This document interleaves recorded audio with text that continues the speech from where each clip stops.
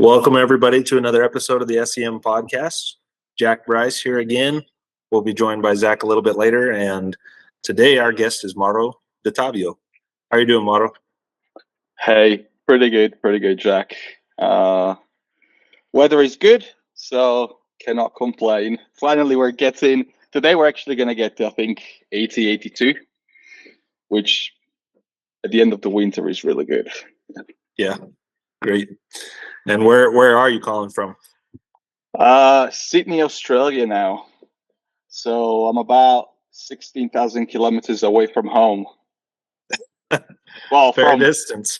where I was born, at least, because now this is home. Great. Well, Mauro, start us out with how you ended up in Scotland. You know, any story leading up to the call and finding out you're going there? Yeah. So, I'll start probably a little bit further back. I remember like growing up, I was really shy kid, and I remember when like members come around and say, "Hey, where do you want to go on a mission?" I was always like, "I don't really want to go on a mission." Not really something that is good for me, for my personality and everything. And it was all like that till I was probably 18. And I remember like I decided to just do a Europe university because I didn't feel I was ready to go on a mission. And one day I remember I was coming back on the metro, on the underground, from uni, and I happened to be reading. It was Mosiah 2:41. It talks about how happy you are knowing the gospel, and like those moments in which like everything stops and everything goes quiet.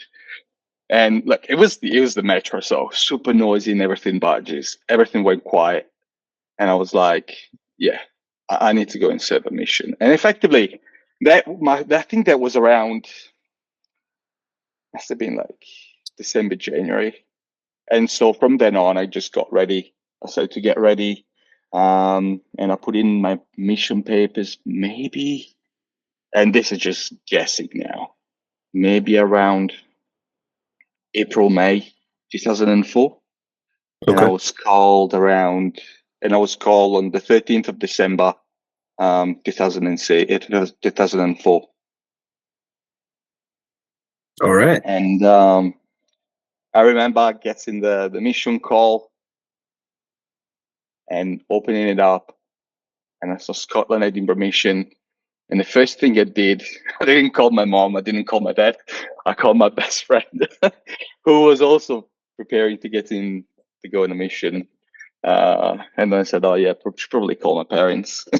Probably something to do with it.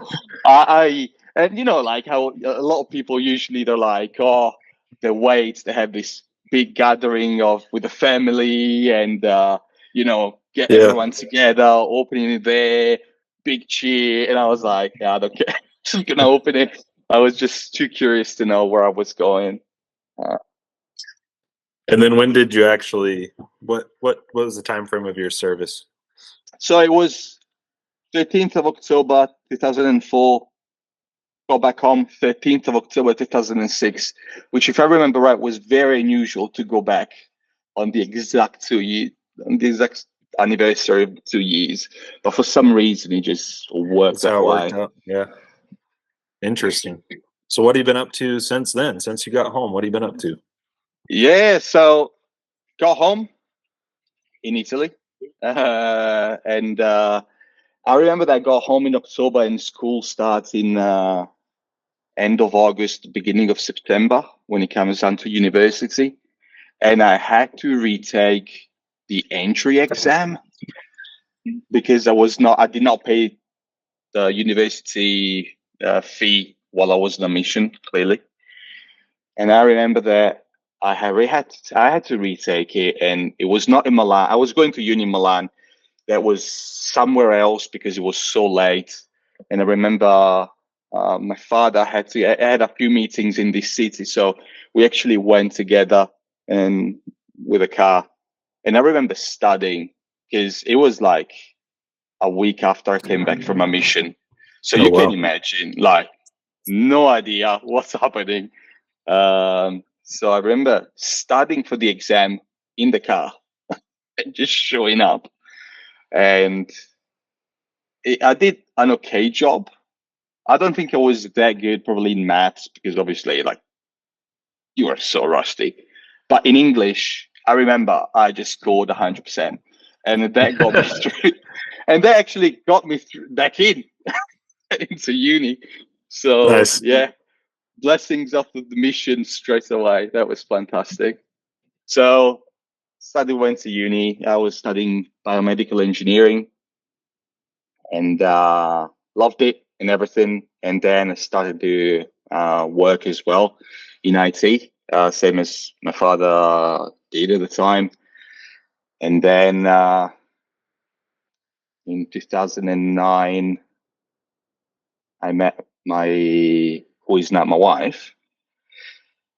We met on a strange vacation in Sicily, where I wasn't even supposed to be there, and she hated the fact that I was there. But I remember like arriving there after like a 21-hour journey in the car with other people, ex-missionaries and all that. And yeah, I remember meeting her, and like from the first conversation, I was like, yeah, she's the one. And yeah, and geez, Wow. I was like, wow, this is exactly who I want to be with. And she hated me. Like, she couldn't stand me, which is something that it's probably true to this day, probably. But yeah, so effectively we got married in May 2012, so about 3 years later. Where's she from? Um, she's Italian. She's from down south. I think she served between 2003 and 2005, if I remember right, in Temple Square. Okay. So I always mock her for being a tour guide rather than a missionary. Very contentious topic. That's not very nice. Yeah, no, but we need to keep things Yeah. funny. That's And great. so, like, so we got married in May 2012, and we really wanted to come here to Australia for a honeymoon. But May, June, July, they're awful months. Well, not awful, but it's still winter. And so one of our friends said, look, don't go there now. Just wait 6 months and go there in January. Do a working holiday visa so you can actually stay there for a year, travel. You can do some work if you want to get some money. You can just travel around Australia, visit, do whatever you want to do for a year. And we're like, well, that's actually a really great idea. And so we lived together while we were married for like 2 months because she was trying to close her life down south. I was trying to close my life and put jobs on hold and take a 1 year unpaid leave for work and all that. And yeah, so we were able to do that. We came to Australia on the 1st of January 2013, which is a very good date when you want to do new year, new life type of thing. And so we came here with a working holiday visa, and we actually found accommodation with what was the bishop here in the area where we live for a couple of days, and when we were able to rent a place, and one thing led to another, and we got this sponsorship to stay here, and yeah, now it's almost 11 and a half years later, we're Wow. still here, and we're Australian citizens as well, and yeah, That's it's amazing. been look, and the funny thing is that we were not expecting to end up here. Like, if I look back like 12 years ago, I would not expect it to still be living here, have the kids here and all that. But in Yeah. a way, like, I know, and we both know that we were just led here by the Lord. Like, it was just everything. When things are too easy and everything falls into place, and you're like, yeah, No, I don't know what that's like. But geez, it could not no, have been yeah, scripted that's great. better. It could not have been scripted better. That's wonderful. So yeah, like I've been here. So I've been working in IT since before I got married. Different companies, obviously. Now I'm the alliance director for a company called Dynatrace. I look after Australia, New Zealand, and Japan. So things have worked out really well. Great. And kids? Yeah, we've got 2 girls, Mia and Emily. They've got 9 and in a couple of months 7. The little one. We did think about having a third and a fourth, but she's going through the 0 to 2 years old. Just I can't get myself through there again. The thing is, in a way, coming here and not knowing if we were going to stay, how long we were going to stay, in a way, put our life on hold for a couple of years at the very beginning. So we wanted to have kids earlier. It was just too difficult. And so we thought, we'll just hold on for a bit. So we've been here 11 and a half years. So we had my 9-year-old. So yeah, it took 2.5 years. Maybe if we had kids straight away, we would have had more, but we're happy with 2. Yeah, that's great. 2 little girls. That's wonderful. All right. Well, take us back now to October 2004 and walk us through companions areas. We'll just start there and roll with whatever you want to. And that's the thing. I wanted to say something to everyone that I served with and all the people that I met. If I don't mention you, it's not that I don't have fond memories of you. It's just that I don't remember those fond memories. One of the bad things of moving so far is that effectively, like, all my life is still in Italy. My parents have, I think, like 4 boxes of stuff from my mission. They've got all my journals. From a journal point of view, I kept my journal religiously, but I haven't read them in 11 years. So if I don't mention you, it's not that I don't have fond memories of you. It's just that you're in a book in Italy, right? You're in a book in Italy for sure. But yeah, I remember. Funny story. So I remember being set apart and all that. Going to the airport, and I was there. And obviously, when you're set apart, you need to start live your life a little bit differently. And I remember sitting there, just reading my scriptures at the airport because it was the only thing you could really do. And this beautiful girl comes and sits in front of me. I smile at her. She smiles back. Cool. And nothing happens. I go to my gate, and I'm about to give my boarding pass, and someone is pulling me from my jacket. Like, what's happening? Like, I turn around and this girl, and it's like, oh, can you give me your phone number? Where are you going? I really want to go out on a date or something. And look, my English was not that great at the time. Like, grammatically was phenomenal, but speaking, I was like, look, here is my email if you want. But look, the KFC app. And I remember thinking, geez, is this like how tempted am I gonna be in the next 2 years? Because, geez, this is gonna be rough. It's like I'm not even stepping on a plane and I already have this coming along. I'm like, what the heck is going on?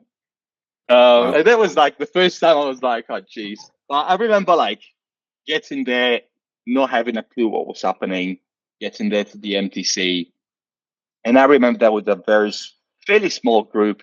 And the only other missionary that was coming out with me was Elder Hout. And I'm not sure if I pronounced it correctly, but it was Elder Hout. Yep. Big guy, super funny, from Texas, if I remember correctly. And he always had this little green companion, which I don't remember the name. It was like this little mascot, this little thing that was bringing around and taking a photo with every single time. And and I remember being there at the MTC and struggling with the language as you would be, being not an English speaker, but I absolutely loved it. I absolutely loved the MTC and everything. Learning a lot. I was in the first group that was coming up for with Preach My Gospel as well. Okay. And I remember the pressure. It was like, well, you guys, you're going to be the first group, so you also have to teach the missionaries that are already there. Like, geez, I'm so out of luck. Yeah, I remember that. Being in the first group with Preach My Gospel, which was a completely different way to do things. And in a way, I'm very glad that that was the thing, because it really helped.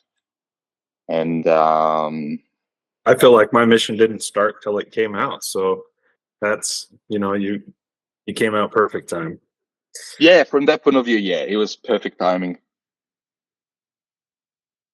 So I remember and geez, there's so many things, but everything is so blurry as well.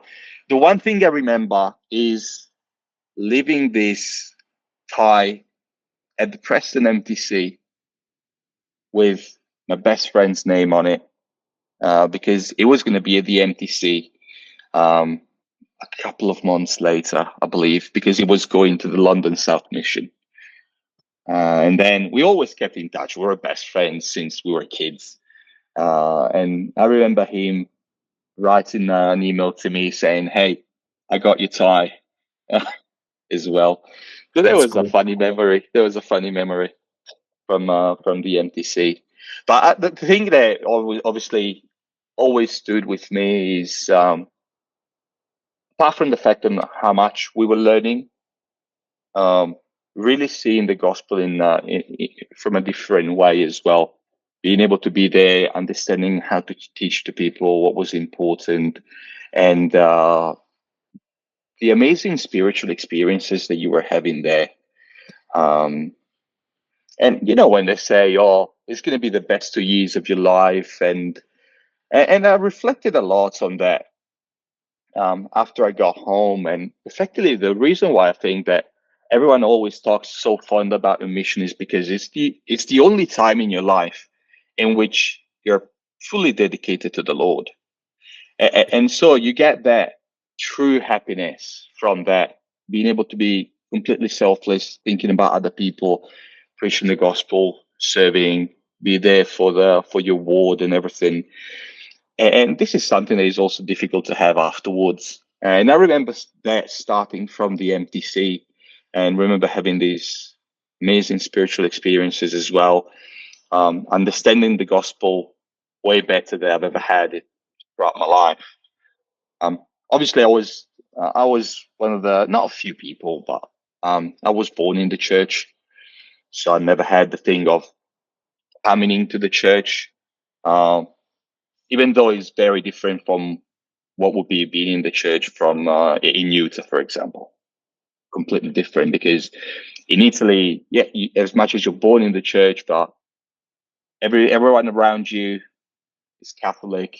Everything is very different. You're always the odd one out. So as much as you're born in the church, you still have this thing of being in the very vast minority of people rather than the vast majorities, which is two completely different things. Both have their pros and cons for sure. Yeah. So that was the MTC. That was the MTC. Amazing, but at the moment, without having my journals, an absolute blur.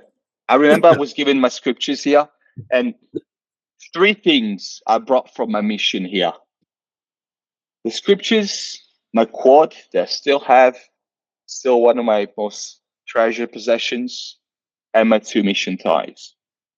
That's it.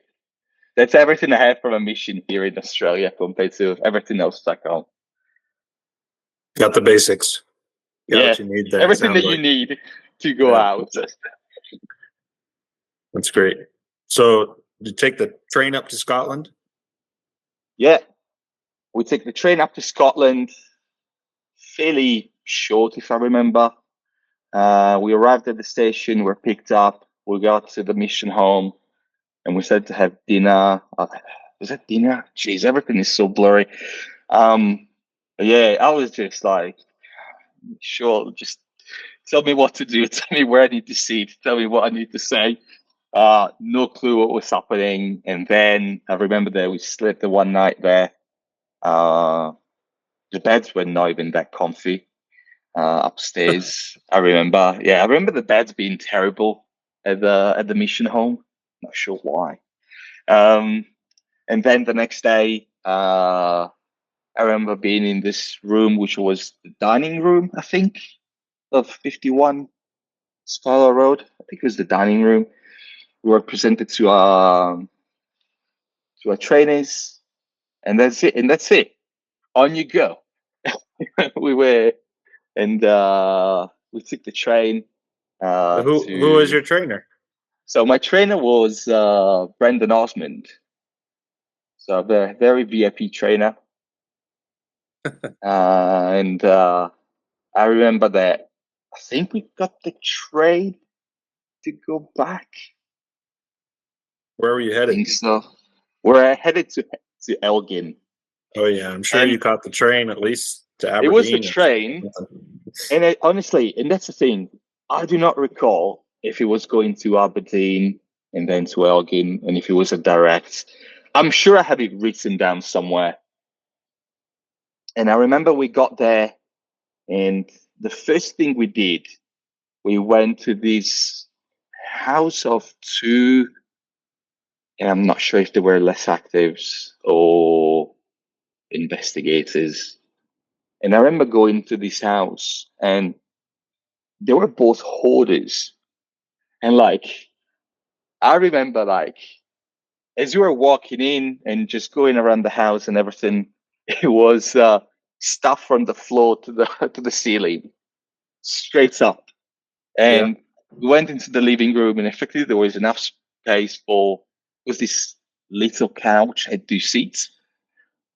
And I remember being just not having an absolute clue what was happening. Like, I was like, I'm not sure what I'm doing here. What is happening?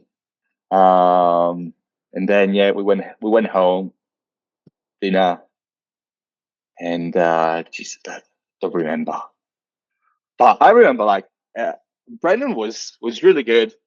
Fantastic guy. He taught me so much, and we were in this little branch of Elgin, and I remember the church being like somewhat of a kind of like a trailer type of thing next to our roundabout. We had the car, which was super helpful into an area like that. And yeah, I remember faces like it was yesterday. Names, I'm terrible at that. And yeah, I remember who the names, but I remember him and his wife. They were at working at the base. He was an RAF, and I remember when he became the branch president there. I remember the previous branch president, older guy, very small. I remember the baptismal fountain, which was effectively a hole in the on the ground, and there were this panel that you would just take out, and it would be filled up, and you would have baptism there. Not that we used it anyway, because I'm sure that about a bunch of people talked about how difficult it was in terms of having baptism there. And yeah, I remember the cold as well. It was, and obviously coming out in November out of the MTC, it was so cold. It was just next level. And yeah, and like I used to live like next to the mountains as well in Italy. So I was going up there, snowboarding and skiing and all that. But jeez, it was never that cold. Well, you were out there with the wind blowing, with the north wind blowing, not chopping on doors, with the rain. Yeah, I got a surprise for you, Mauro. Dude, what is up? Oh, mate, so good. And the one thing I always say is I'm absolutely awful. I am awful keeping in touch with people. I'm just like living the moment. But I watched all your podcasts, and I was like, man, so many memories. So many good ones. So good. So good. And geez, the one thing is that when you're with Brendan Osmond, is that his voice was out of this world. And honestly, like being there, it was just, yeah. Well, I have to tell you, D'Ottavio told me he taught me how to cook some straight up good pasta, or pasta, I should say. Yeah, that's we had some very good meals. That's for sure. We did, man. That for sure. And you've taught me so much, and that's the thing. Like everyone I've spent time with and served with, and all of that. And anytime I look back, and those 2 years, I see that as being the most important thing that happened into my life before I met my wife. Because all of that effectively got me to the success I've had, and being able to be out here as well in Sydney, and the language and the little lessons every day. And I was stubborn as hell. Like, I know, like, I was very headstrong, and I butted head with people sometimes. But that's the thing. If I don't hate anyone, like I'm the guy that I could butt head with someone, and that 2 minutes later be, yeah, all good, water under the bridge. But yeah, I will always be thankful to you, man, because I was so out of my comfort zone. It was just, and you were Well, there to nurse me along. well, it was fun. You know that I actually had changed my complete writing style because of you as Oh, well. jeez. So I actually write in all caps now. Always. Oh, Because I remember you actually writing in your journals, and it was like beautiful. It was gorgeous the way that you would write, and it was always in all caps. And I was like, I gotta write like D'Ottavio. And so, what's up? What's up? mate. Surprise, So surprise, good to see you. Zach. But anyway, it's one of those things, and now I can't. I'm like all caps. Everything I write, all caps. Oh, it's so funny. And look, the thing is, I actually always wrote really well in cursive as well, but I always found it so much quicker in caps, and I've always been the caps guy. Yeah, And I still do, by the way. I still do when I take notes good, on good. my 'Cause you iPad. changed the way that I wrote, so that would feel really, really weird if that didn't happen. It's amazing. Funny thing about caps. So I was the Sunday school teacher, which after my mission, that was what the one call I always wanted to have in the church. Like I was like, I want to be the Sunday school teacher, and I want to share the way that a missionary would teach and all of that. And obviously, we use the TV, and being a corporate guy, I always use the slides as well. And all my slides are always in caps.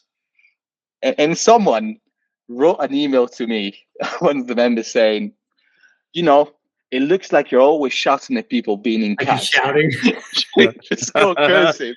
And I was like, I get it, but when you're like on the TV and all, caps is so much easier for people to read. And then when I teach, I try to always put things in the right environments, have the things always there, and write the scriptures on the slides so that people don't have to spend time, looking. And so yeah, caps is still with me. That's awesome. Where do you live these days? I'm in Sydney, and this is probably the best day we've had in the past 3 months. Just I had for no us. idea you were down there. Yeah, so we moved 11 years ago, almost 12. Well, I moved, yeah, well, I was married, so it's with my wife, and we just built our life from the ground up. Lovely place, amazing. There's only one thing, it's just so far away from everything. It's just like forsaken. Just anytime I jump on a plane, and I actually was supposed to be in Kuala Lumpur today. But then I couldn't go because my wife actually is away, so I had to look after the kids for work. Anytime you jump on a plane, you're always doing like an 8-10 hour trip to get anywhere, except Man. probably New Zealand. But yeah, I was in Japan earlier this year, and that was 10 hours. I was in Orlando. Geez, Orlando was like 21 hours to get there. My So gosh. I'll be That's in terrible. Seattle. I'll be in Seattle in October. So if Out the Borders is there, I'll definitely try to catch up. That's cool. He would love that. So I Well, mean, I'm lovely. not normally on these calls, but I got a message saying you were on here, and I was like, of course I want to see D'Ottavio. The thing is, I listened to all of yours, and it was so good to hear you. And yeah, you are probably one of the most prolific trainers there. You trained, Me? yeah, you trained what, 2-3 people? Yeah, 3. Yeah. Yeah, So I was sending Brandon a message. I was like, "Hey, I got your boy on." I was like, "Oh, I better specify which boy." which one out of the whole? So yeah, no, I Well, remember being. that was the way that President Brains gave me some kind of leadership, because he tried to give me district leader and then zone leader. He's like, forget it. No way. No way. Jeez. It's hilarious. But I remember one thing, and I think was he in Elgin? Kathy Smith? Who? Was she? It was a member. So Kathy I actually Smith. have a really hard time remembering any of the members in Elgin. Same, but I remember her just because I think I've got her in my Facebook friends, and she had 3 kids, and she was like Uber fan, like massive Uber fan of your dad and Oh everything. man, I try to like watch those ones away. Yeah, I remember her. Yeah, I remember the kids. Honestly, some of my favorite Wild. memories of Elgin with you was at the flat. Like those were some of my favorite memories. I remember we had some amazing spiritual experiences, but as I was saying to Jack, is all my journals are in Italy. Like I brought 3 things here: my quad from the mission and my 2 ties. That's it. So everything is very much a blur. Like I remember writing. I think as I was there, I think I finished 1 journal just staying in the 3 months with you there. Really? Just like yeah. I think I have at least 6 journals, and Yeah. it was 1 just there. I just remember we drove that road back and forth, and then we went south a little bit, but there was not a lot that was happening in Elgin. Yeah. We were a It was bit all everywhere. outside of Elgin. Very much so. And I remember the trips going up to Inverness, Mm-hmm. spending time with the zone leaders, and everything was just. And that's the thing. Being the very beginning, I was like, not sure what I was doing. The language, I was probably better than Elder Zinkowski speaking English. Were you his companion? I wasn't his companion, but I was there when he came down from not Shetland, or Sternaway. Stornoway. He was in Sternaway when they were closing Sternaway, so he spent time with me and Elder Manini in Elgin, and we were together for I think 3 or 4 days just before moving, because I had to shut down all of that. And we had his companion with us, and I don't remember his name. I can see his face, and he had this amazingly bright azure suit, which was at the time was like a big no-no. Yeah, it was. Oh, I think I know who you're talking about. Yeah, but that's the thing. Now it will be fine, but at the time it was a massive no-no. It was like, oh, just dark gray, black, Was it Elder Brown? elder brown. I was about to say brown suit, and I was like, yeah, elder brown. And so we spent a couple of days, I think. But yeah, I remember that. I was definitely better than Elder Zinkowski, but not that much better. That's the thing. So teaching was such a struggle because it was just a question of, I know what I want to say, I just don't know the word. I don't know the best way to say. And that was so tough. And that would really, I think that's what really actually helped me in saying, I really want to get to know English really, really well. I want to wash away a lot of my Italian accent, because I think that if you compare to how I speak to any other Italian person in English, I don't sound as Italian as them. And I was like, yeah, I'm going to put so much effort in. I remember like waking up every day and reading my English scriptures and having the Italian scripture there so that I could compare for the words and writing the name. Jeez, so much. But that brought me here as well. So I now experience the same thing here on the opposite side. Like sometimes I find myself saying, oh, geez, how do you say that in Italian? What's the best way to say that? Which is a funny thing if you think That's about your life. But yeah, I remember the flat was amazing. If you remember, it was It was a really nice flat. the best flat I've ever been to. Yeah, probably. it was a kitchen, and it was like really nice. And I remember that you had these amazing bed sheets. I had amazing bed sheets. Yeah. It was they were absolutely super colorful. Like, and I think I think you got them at our op shop somewhere in there. But yeah, they were like, I don't remember super that at colorful. all. That is so funny. Mate, it just came to me. I was like, oh yeah, I remember that you had these like uber colorful bed sheets, and that's something that I would definitely not have a picture of, because I don't have a picture of that either. you wouldn't go and photograph. If we had like the phones that we have now, yeah, we probably would have. It's But true. I remember like how the flat was. Like I remember the planimetry of the flat. That's how weird it is. I remember exactly how the flat was, because I remember coming in, long corridor, bathroom was in the front. Right inside we had the bedroom, and then on the left hand side we had the kitchen. On this side we had the living room with the two desks. Like that's the thing. I remember stuff like that, but for the life of me, like a lot of things are just like an absolute blur. Yeah, that's true. It's interesting that certain things stick out, because when I was talking with these guys, certain things started coming back. Yeah. Then I was like, I have no idea what was happening. I remember that the magic of the podcast. I guess so. Yeah. Right. The first time in my life that we had gas, that we had to put like a credit card or what was it? The only time in my life. Yeah. Yeah, exactly. Pay as you go. I don't remember that. It was pay as you go gas.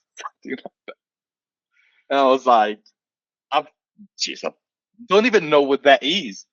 I thought that gas was coming to all houses. I have to say I was a little blown away, because I stopped at Jack and I's flat in Peterhead a couple weeks ago when I was in Scotland, and they still had that blasted box on the side of our flat, and I took a picture of it and sent it to Jack. I was like, how is this thing still here, that they don't have the ability to just bill somebody the gas? It was very surprising it was still there. Yeah, that was weird.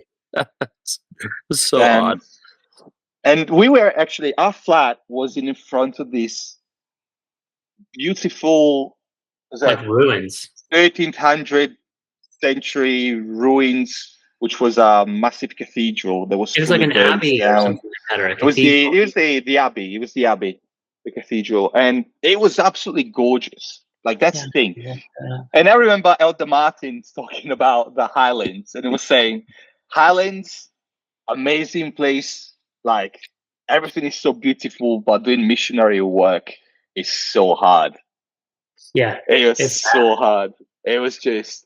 But I have to say, I think that probably there in Scotland, in Inverness, Elgin, it was probably the best uh, English you could get, and where the accent was not as hard as it was in like Glasgow. And I was always thankful that I was sent up there first, because it got me 6 times to adjust to then be sent to the absolute toughest regions and areas. Because then I spent time in Dumbarton, Mhm. Paisley, and Johnston, which effectively they're all like next to each other. Yeah, it's like 3 areas is in one, right?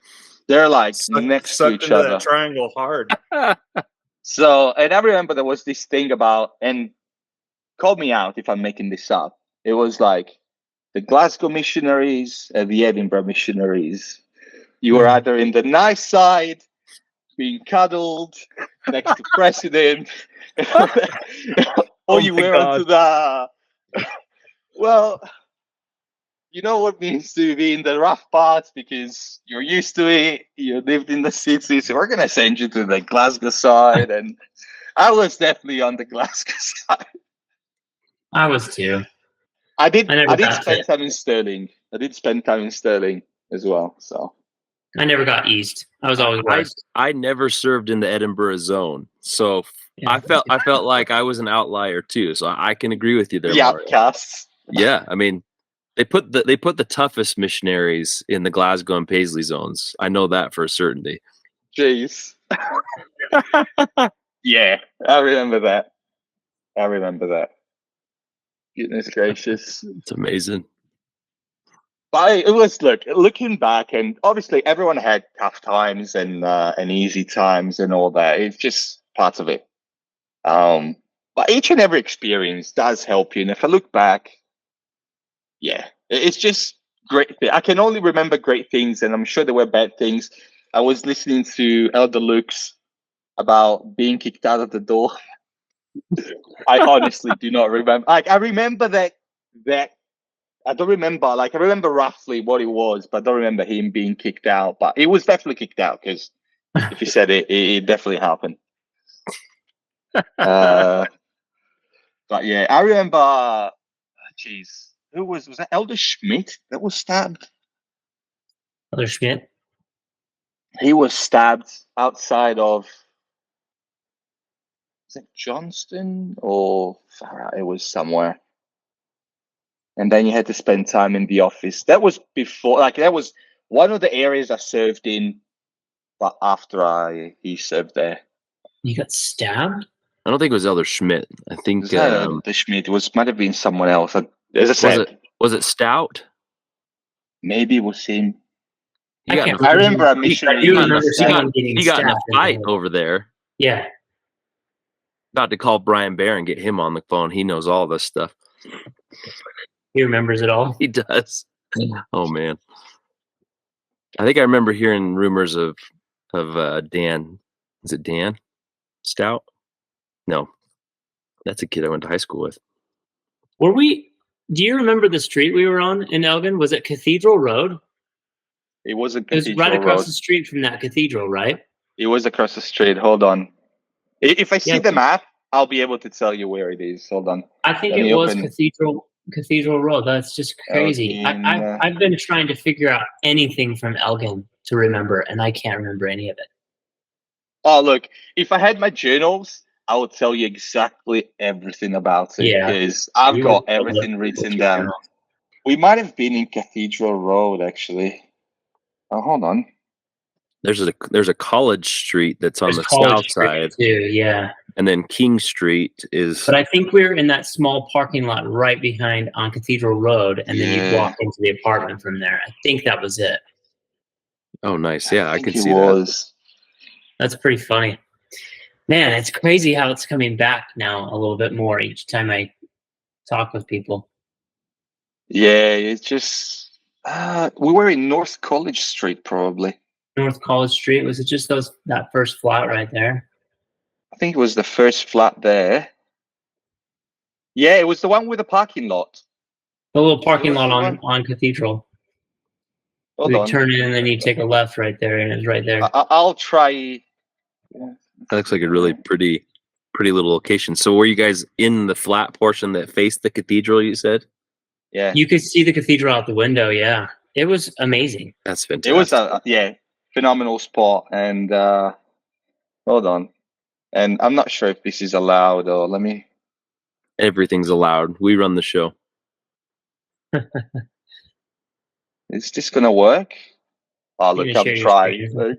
Yeah, There it let's is. see. Is it working? All right, Yeah, it's give me working. just a Yeah. sec. I think this was the place. North College Street. Oh, that one there, huh? Because we were coming in this way, and we had remember that we were parking the car in like this type of parking lot, and the entrance was like right there. And I think that was our flat or something, and we were looking out this side. I think Oh, see, I thought it was the one on that right side, right where your cursor is. Yeah, I thought that maybe was this one. the red maybe car this there. one. Yeah. It might have It been was that it one. was right there though. You're right. Yeah, it was. We looked out It the was. cathedral. Geez, one of these two. It was one of these two. I will have the. My dad actually has the address for every single flat that I was in, so I'll have to look for it. Yeah, back home I've got everything. I've got everything written down and all. Oh, that's cool. I lost you. I don't see you anymore. Hold on, I think it was There you because are. I was sharing. But yeah, it was beautiful place, like gorgeous to look at. But yeah, it was very empty. Very Well, I empty. want you to be able to talk about all the other parts of your mission. So I'm gonna jump off. But Yeah, Jack or Zach, I want Mauro's. I want your phone number and all that kind of Yeah. contact information. So if you guys could just send it to me afterwards, that'd be fantastic. You got And it. then we'll connect. And if I ever make it to Australia, I'm gonna see you. like the one thing is, if you ever make it here, December, January. Well, it's my summer 40th is- in That's a sweet January. spot. Maybe I'll come. we just bought a new place here, so we've got space, we've got Okay. room, so we can get. Huh. And look, as I was saying, I'm going to be in the US in October, beginning of October in Seattle. So, and I will be in. I think I will be in Las Vegas, maybe beginning of May. If I am, Why don't I'll you reach out to definitely. me and I'll see you in Vegas. Yeah, 'Cause I'll I definitely. go and hit the slots all. No, I'm just kidding. I don't. But my dad's got his show down there, and let's meet up when you get there. We'll definitely do, because I'll see if I can bring Sylvia and the girls as well. Because if we do, we'll probably go to Utah, drive there, and then just go to Vegas. But I'll Okay. definitely ping you. Okay. Yeah. Awesome. I love that. Get phone number, contact information, and I'll send it to you Yeah, as well. yeah. Yeah, D'Ottavio, it's so good to Awesome. see you, dude. we'll connect the dots for sure, Brandon. You know we will. Thank you, Zach. Thank you, Jack. Thanks Mate. for jumping on with no notice, Brandon. Yeah. It's So so you good to guys, see you you. guys talk. I'm gonna jump off so you guys can talk about the rest of his mission. Yeah. Good. Thanks, dude. Love you, Okay, Osmond. mate. Love See you you. guys. That is, lads. Thank you so much. Because I'm awful. I'm awful when it comes down to that. I love every single missionary I spent time with. I've had great memories, but I'm just the worst person in the world keeping in touch. And I hate social media and all that. So it just, yeah. All But good. yeah, that was That's why phenomenal. our position in this podcast is about persistence and patience. Yeah, you've been very, very patient with me. And apologies. Nothing against you. It's just, yeah, it's been the thing is being out here by ourselves is just really, yeah, we have to do everything with work and. But You yeah, gotta thank you so hustle. much. I can tell you, this is the coolest part too.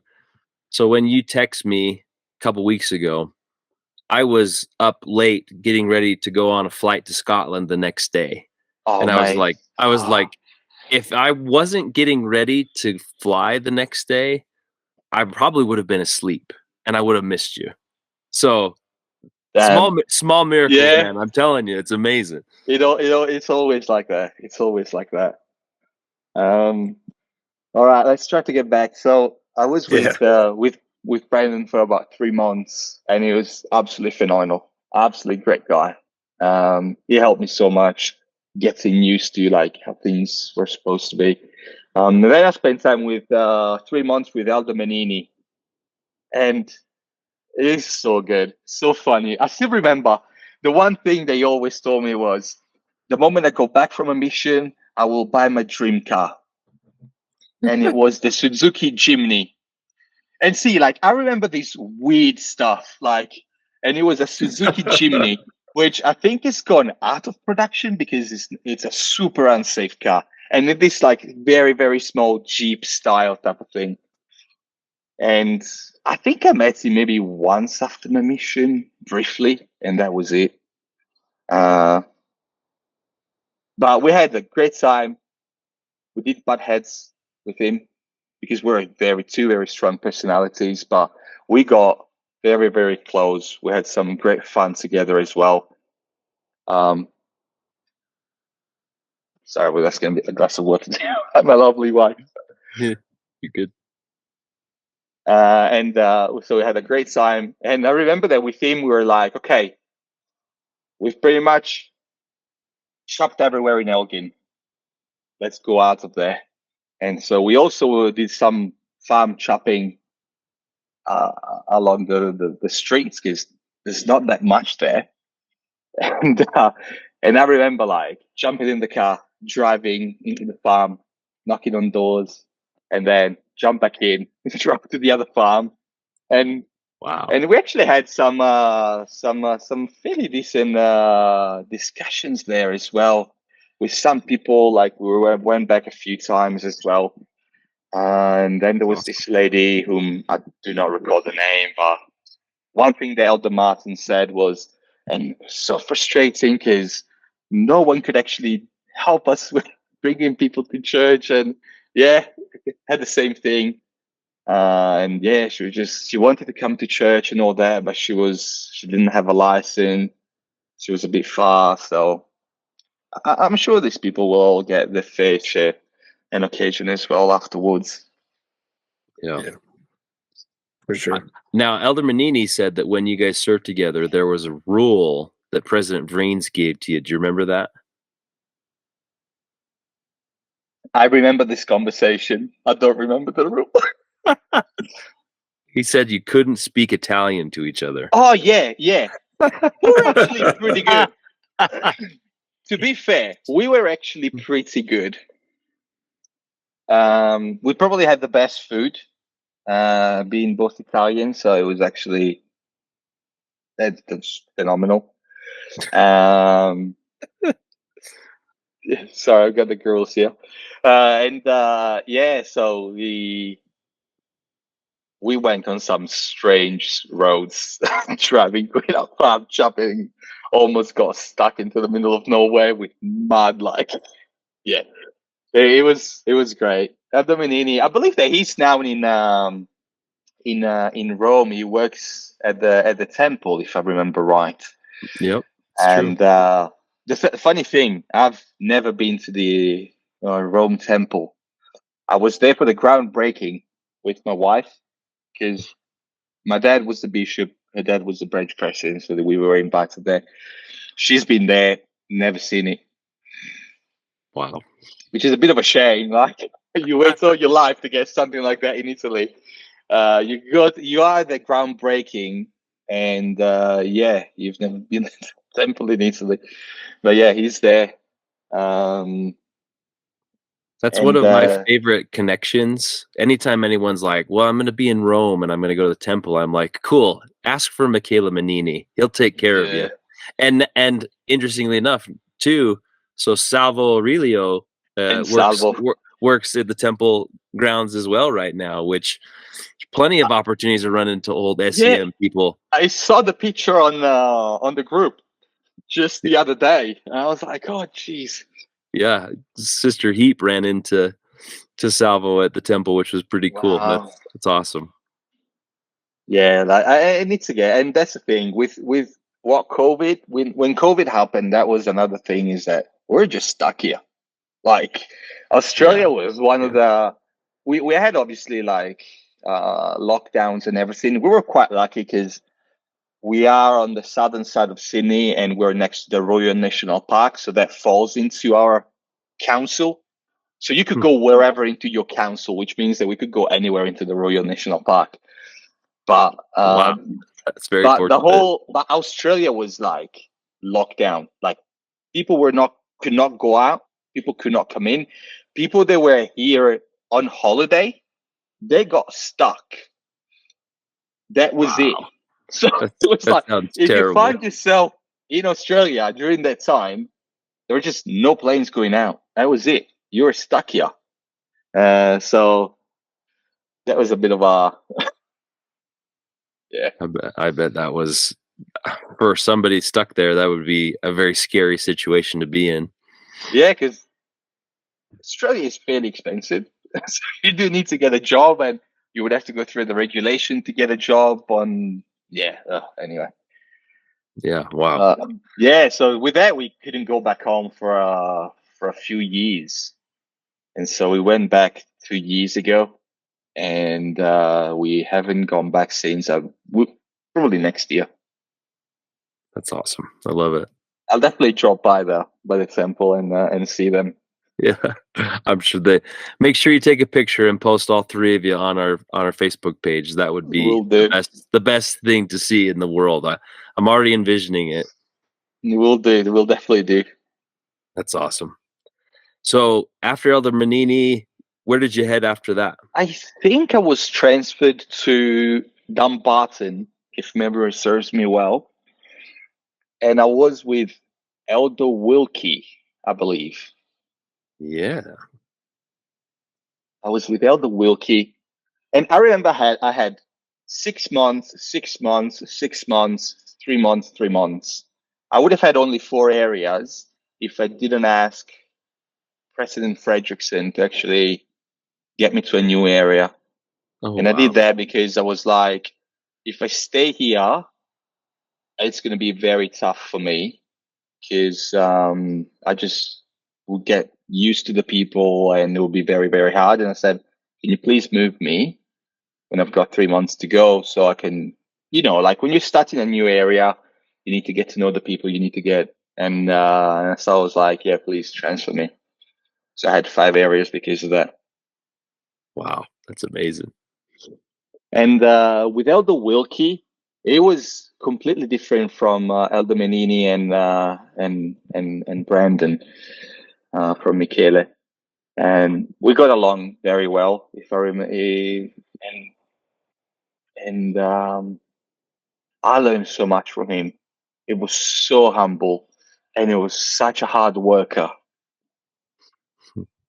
Yeah, and I remember like waking up, and we were next to a train station, if I remember right.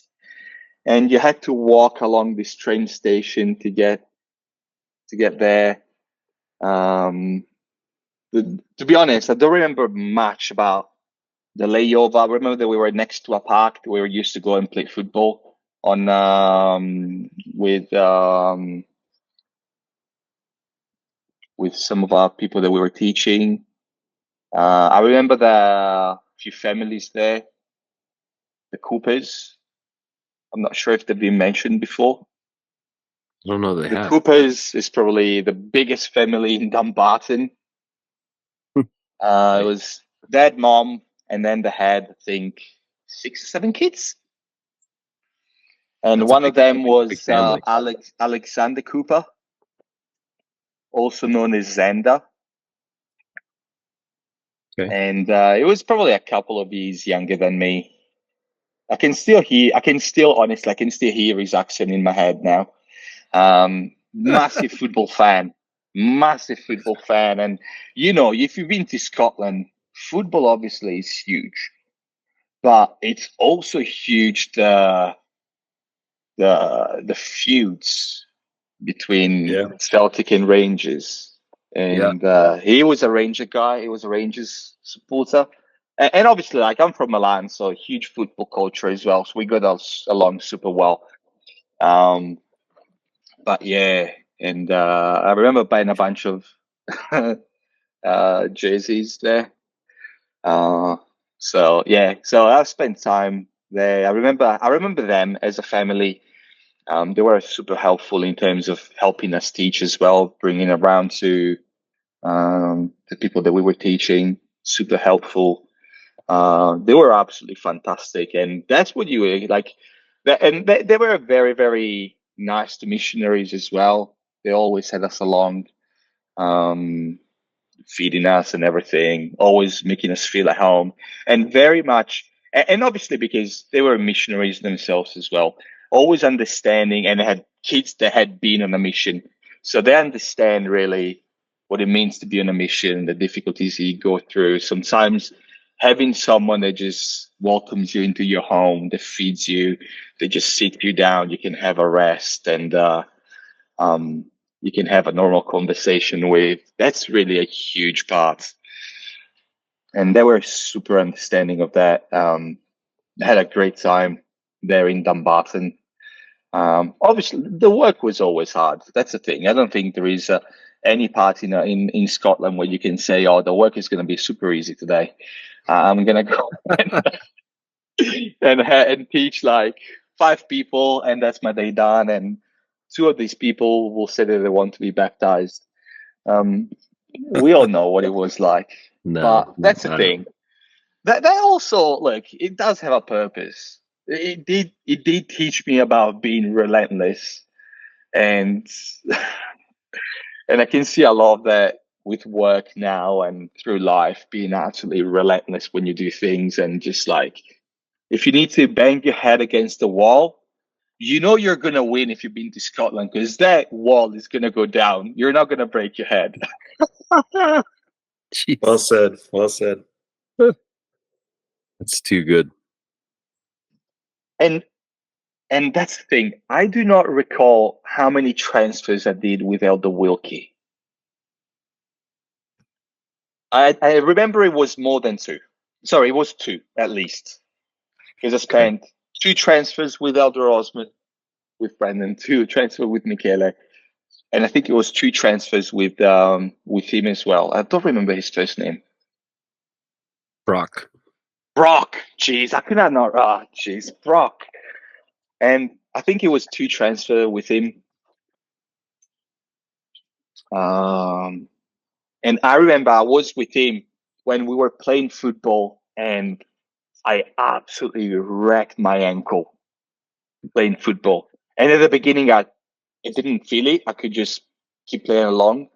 And I remember going back, and I was like, Farah, this is really, really painful. And that day, we had to go and teach a few people. I think it was a Saturday. And so, get changed, put your shoes on and everything. And I remember going back after that lesson, and I could not take my shoe off. Like, the ankle was so swollen, I literally could not take the shoe off. And I remember the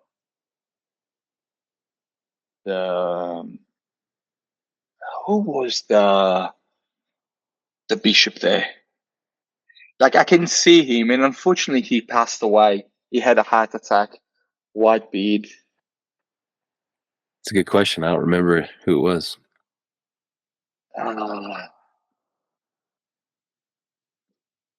His daughter was married to Rodin Gonzaga, and I believe they separated later on in life. But his daughter, I don't remember her name, but and he was a doctor. And I remember the next morning on Sunday, it was so painful to walk, and I did it anyway. I went there. We went to church, and after church, I was like, Bishop, do you have a minute?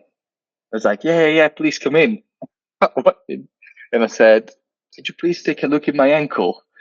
And it was like all shades of green and blue and purple. It was Green? just, Yikes. it was blue and purple. Okay. It was bad. And it was like, I really suggested to go to the emergency room because this could be broken. And I was like, okay, that's actually a pretty decent idea. We went to the emergency room. We got an X-ray. It was not broken.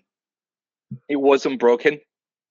And when I went to the doctor, it was like, "Have you been walking on it?" And I was like, "Yeah, I've been walking for the past like 72 hours." And he was like, "Oh, was it painful?" I was like, "Yeah, it was painful, but it was like, I'm very glad you walked on it because if you hadn't been walking on it, it would have just been an absolute stiff, and you wouldn't have been able to walk for a few weeks." Oh my And god. yeah, it was bad. It was real bad. But yeah, like I was able to just work and do everything slower, clearly. But yeah, I remember it took me a few weeks to get back into shape. So actually, I had to go and do some. I had to go back to the hospital like a couple of days to do some rehabilitation and to show for them to show me some exercises to do and all that. But that was yeah, that just got back to me. I didn't remember that. But yeah, the good times playing football. One thing I will say is to all the English missionaries that were there, I was by far the best football player in the mission for the years I was there. And they will say no, but everyone knew I was. I know what Oh they my would gosh. say, but hey, they haven't won anything in the past 20 years, so Oh, Jesus. I think it's longer than that, right? well, they haven't won anything since what, 1960 or Yeah. 1966? What is it? Jeez. I don't remember. I'm not English, so I don't have memorized that and chew on it every Oh night. my Damn. goodness. Stirring up the Damn. pot here, Mauro. Always. That's what we're here for. Jeez. So good. And I don't remember because obviously three years ago we won the Euro against England, and I don't think I did any posts because I felt so bad. I felt so bad that I was like, I'm not gonna post anything because obviously, like, we had so many English missionaries. Like, there's so many. Yeah. Bettridge, Conway, Briggsy, and if I don't mention one, it's not. I love you all. I just don't remember your name. The cook, Bergen, Elder Bergen. Yeah. But They're yeah, some great ones. yeah. So it was there in Dumbarton, and honestly, I don't remember who I served with afterwards. Okay. Who was it? Do you remember where they're from? No, it was just after Elder Wilkie. I don't remember. I remember my time in Dumbarton. I don't remember who I was with for the second transfer. Sorry, for the third and fourth transfer that I was there for. Okay. Absolute. And obviously, I've got everything written down in Italy somewhere. Oh, I believe you. I'm gonna try and track it down because if I remember, we were in the same district for a 6-week period. Yes. Because I was in the Johnston ward. So Yes. let me see if I can track down a photo of that and try and recollect my own memory. But in the meantime, carry on with what you do remember. I remember moving to. I think after that, I went to Paisley. I went to Paisley there, and I was there with Elder Reed. Across the Clyde. Yeah, so effectively there where I spent the most time, around the area, Dumbarton, Paisley, Johnston. And I was there maybe for 7.5 months? So it must have been Like 5 transfers. 5 transfers. It was so long. And it was great. The work was so hard. We did have a baptism at the end. And I remember the flat, and I think someone else, maybe Elder Luke's, talked about the flat in Paisley, which was pretty much not in the worst parts, but into the second worst part, which was next to the worst part of Paisley. And it was so bad that area was pretty much forbidden after 7 o'clock, because like people were shooting each other from one window to the other.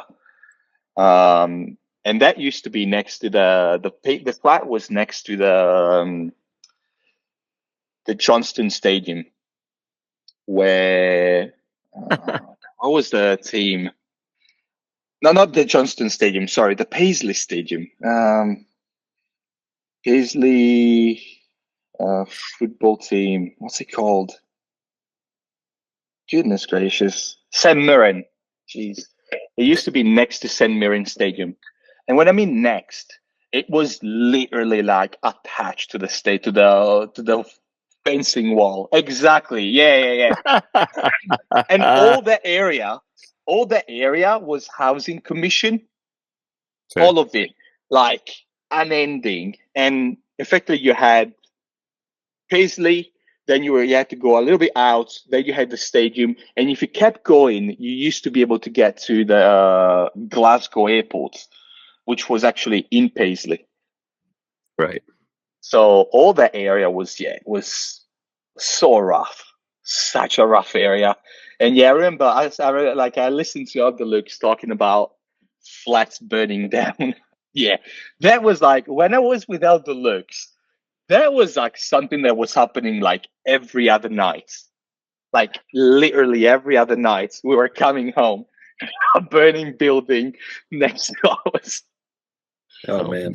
My And gosh. I believe they redid everything there. I haven't been back in 20 years, but I believe that they redid everything there.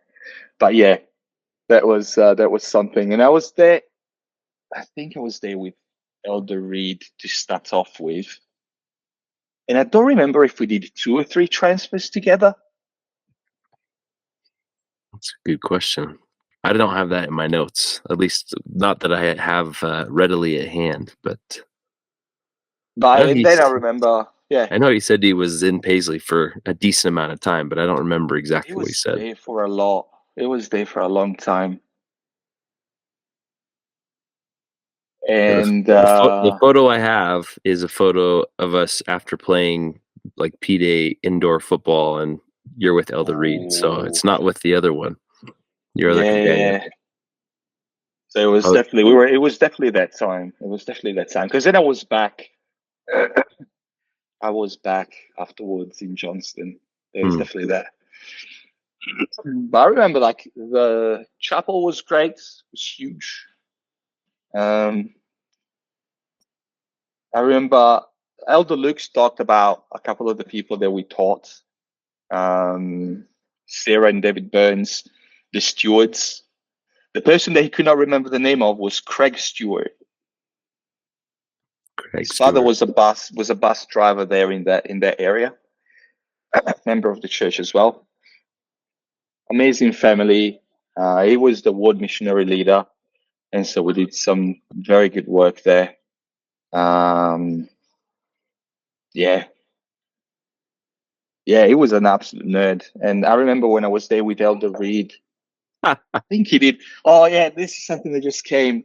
So he used to edit videos as well, and I think it was before me. Elder Reed did, on a P day, he did this video of him recording using this lightsaber, and then this guy Craig Stewart in post put actually the lightsabers, like it took the normal lightsabers and just put the yeah. So Craig was absolutely fantastic guy. Phenomenal. There's so many people there in Paisley. The Calders were there. We spent quite a bit of time at their place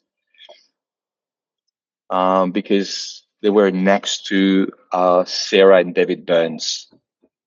And I think that was so we had the baptism in Paisley, and that was one of the times I was like, we did probably not the best work, but I remember David very, very fondly.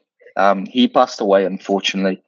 He had cancer for quite a while, and then he passed away a while back.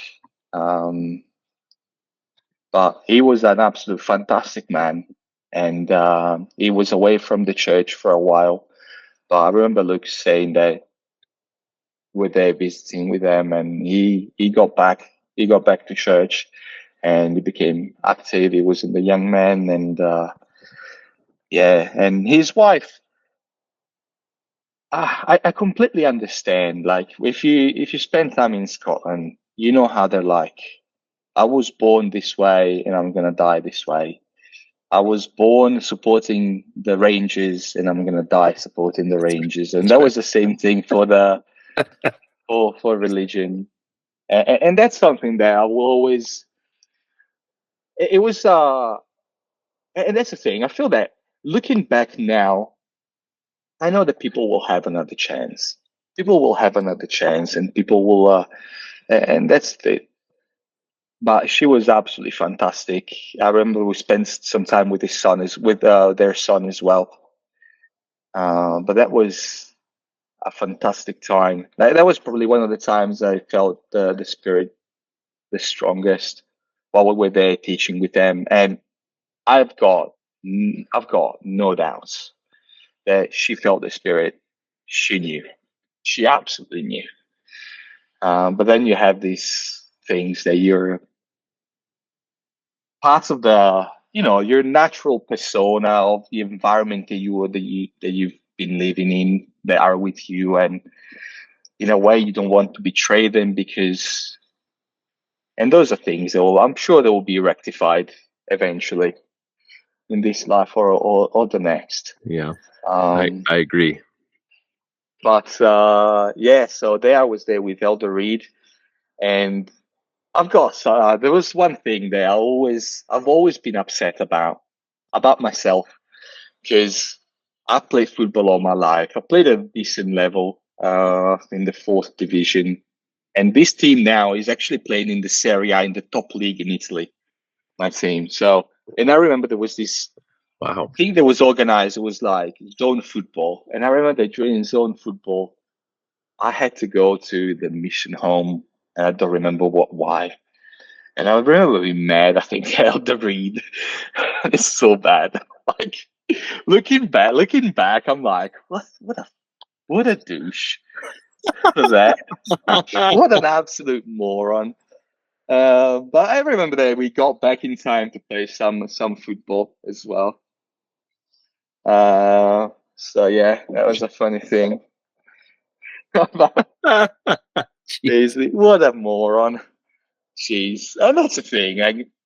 You always have to remember that you're all like 19, 20, 21-year-olds, and you don't know what you're doing. And that's the thing. The moment you leave the mission is very much the time that you're at your best in terms of knowledge, knowing how to do and all that. And at that time, you need to, in a way, hang up the cape. Because it's time to move on. You've done it, you've learned it, and it's time for you to do something else. And it's the right thing to do. It is the right thing to do. Very true. Very true. What else? Paisley. Yeah, I do have some very good memories of Paisley. And I'm not sure if I should talk about it, but it's been 20 years. Then you should. Yes, go ahead. And there's nothing bad about it. That's the thing. I was there with Elder Reed, and I remember one day we were staying back because we were teaching someone, and we're in the hallway saying bye to everyone. And there was a lady that came to me, and when she shook my hand, she left a piece of paper. So I got back home, and I read it, and it was effectively a letter to me from this young she was in YSA, and she was talking about how she liked me and everything. It was so hard. I was like, wow. Let me Oh drink a yeah. second. And I don't want to say her name, but she was probably the most beautiful girl in the state. And nothing bad happened, but I remember that she sprayed as well the letter with her perfume, and I was like, oh jeez. And I was there for after that for like probably 4 months, 3 months, whatever, and nothing happened. Nothing Wow. happened. Nothing ever happened. And I remember talking about, I believe, with other brains, and it was like, well, if you feel that you're good, you're good. And from that point of view, look, I would have never done anything in that regards, but I was like, geez. I don't know what it was with you Italian boys, but those Scottish hens, they loved those boys from Italia. Yeah. So that was actually really nice. That was really nice. And actually, so after my mission, actually, we dated for a bit. She came to Italy. We had a pretty good time. We went up to the Dome in Milan, and then I went there. And then it was just after a few months, it was just a good experience after the mission and all that. But yeah, she was not the right one for me. That for sure. But yeah, so we had Amazing. this thing, and that's the thing. I said, I remember speaking with her and said, look, I'm not going to write you back or anything. If I'm here to work and all that. After I'm gone, sure, we can write each other, no problem. But while I'm here, I'm not going to write you. Yeah, that was an interesting thing. Because then effectively you see this person every single week, and you Yeah. spend time at her place because her parents absolutely loved us. I was there for Christmas the whole day. Oh my gosh. It was like so hard. Oh, funny story. Jeez. So we're there in the living room, and I was sitting beside Elder Reed, and Elder Reed knew. I told him, right? I felt that was the right thing because it was very much a thing to always be, looking out for your companion and helping each other out. So he knew what was happening. And I remember that she goes to her room and she's there for a while. And after a bit, I go to the bathroom. But I went there to pee. And then we got back in at the same time. We got back into the living room at the same time. And he looks at me, and I knew what he was thinking. And I was like, come on, mate. It was just a bad coincidence. I just went to the bathroom to pee. Do not worry. Do not worry. He But yeah, clearly that had was. he clearly had your back though in that instant. He was like, And I'm so he glad. he was checking you in that one moment. I'm like, so hey. glad. And he read everything that he read those couple of letters that she sent. And yeah, and that's the thing. I was very open in terms of with him and with President, and I felt that was the right thing to do. And I did not have any problems in terms of trying to do weird things. No, everything was just very straightforward. Yeah, very easy. But that was some good memories. She was absolutely stunning, by the way. She was absolutely stunning. I'll message you the name if you want. I don't think she's even on social medias, to be honest. Anyway, I would be curious for sure. And that's when Elder Lux came in after Elder Reed, and that was very, very different because Italians and Germans, they're probably at the most polar opposites of the spectrum. There is nothing in common except probably cars and football, maybe. But it was not even a football fan. I remember where he's from. I don't remember if he was from Dusseldorf or if he was living in Dusseldorf. But I remember that he was doing something with chemistry, if I remember. He was working for a fairly decent sized company and all that. And he came in, he was older than me. And we had some good times. And I felt that the best thing for him was very much letting go of being that stiff. And I'm sure he would have said the same about me in terms of letting go of being so easygoing, which is fair coming from a German. I remember him talking about illegal sleepovers, and for the life of me, I cannot remember. And the one thing I do remember is that it was definitely probably not at our flat. It might have been that we were going to Johnston, but we were going to Johnston to do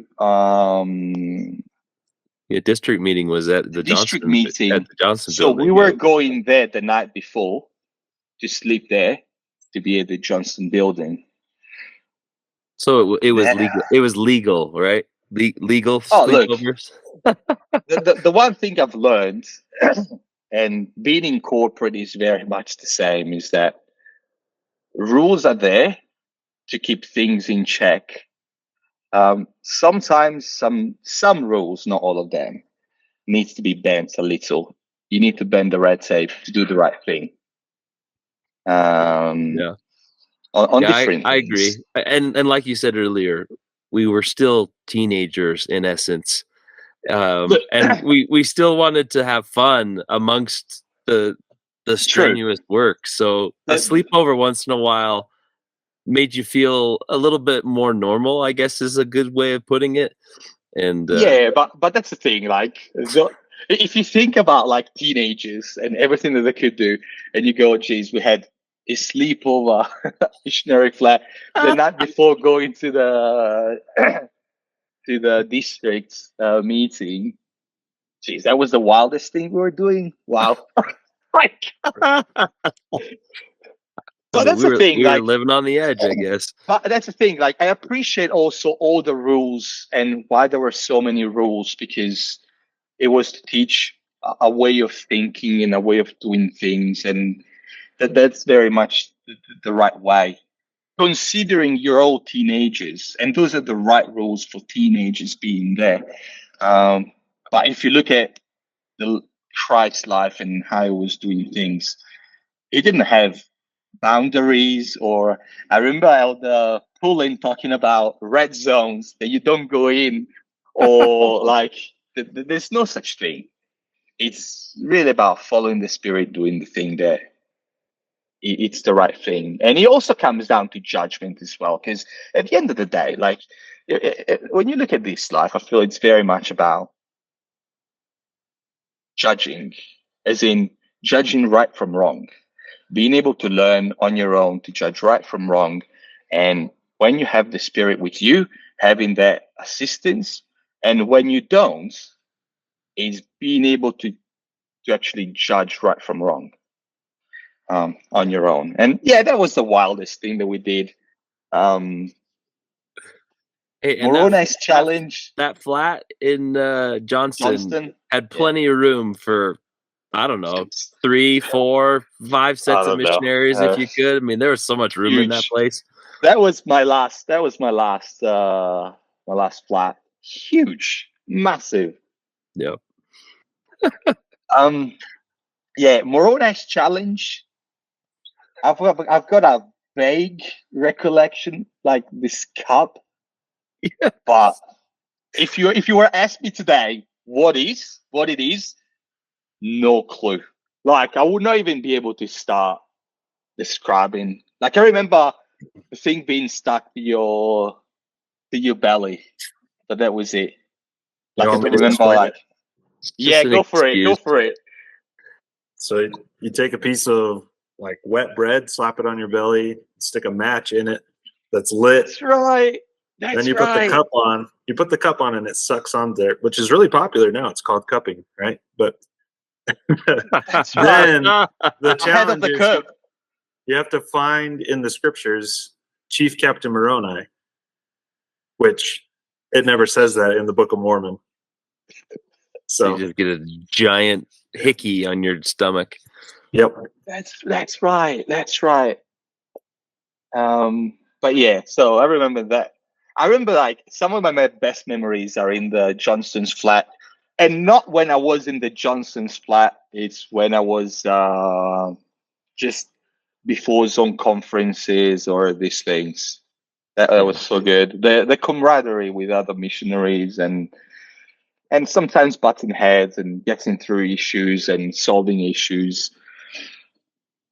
And that was fantastic. That was fantastic. Samoans, who can forget about that? Yes. I think the biggest Four innovation. meals in one.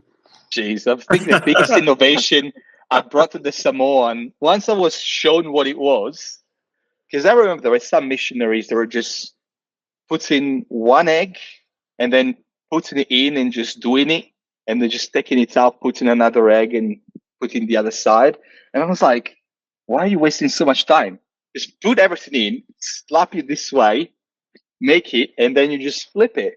Hold it. Yep. Biggest contribution to the Samoan world.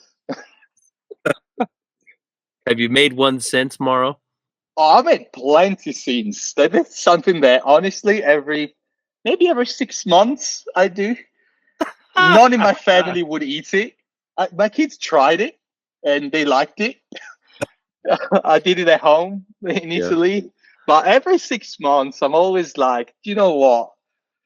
It's like, it's like 10:30 at night. You're like, geez, I had a very light dinner. What should I do? That's great. That's great. One of the things is that I don't do burgers in there anymore. That's a bit. I'll just go some prosciutto in it or some ham. Just keep it light. I don't think I ever saw it made with the burger. That would have been like the epic version from what I had experienced. I'll tell you about the epic Samoan when I was in Sterling. But yeah, so with Elder Luke's, he was so tough on himself. I remember he was so tough on himself. He was so straight, and that's the thing. It was a judgment call for me, fair. But I feel that the things that he needed was to let go, really let go, and just leave it. Because if you don't, it's going to be hard on your mission. It's going to be super hard. You have to let go and be yourself. Let go of this phantomatic, perfect missionary persona, because it just doesn't exist. Yeah, that's a big challenge too when you get into the mission, because everyone has like something that they're looking at as their ideal. Yes, and then you have to truly realize that you're there for a reason because it's you. And I mean, I can say for myself, I struggled with that until the latter part of my mission. And I realized, you know what?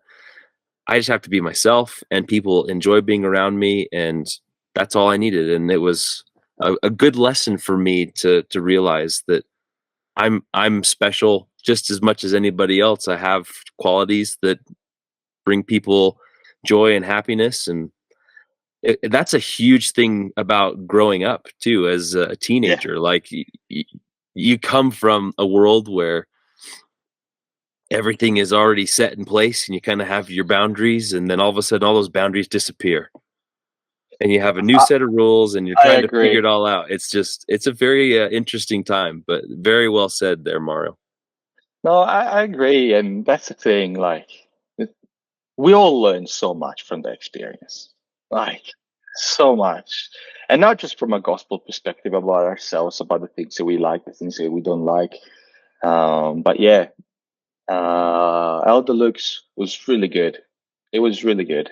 But yeah, it was so hard on himself. Jeez. But we had some good times. We worked so hard. We chopped on so many doors. We got absolutely soaked.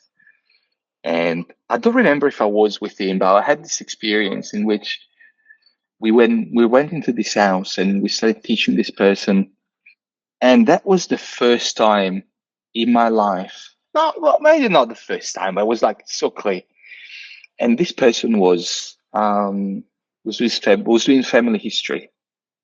And when they talk about the spirit of Elijah bringing families together, like this guy brought us into his attic, and you're always really careful going to an attic. You don't know what's gonna happen, right? But they brought it to this attic, and he had this huge piece of paper that with all his family history there.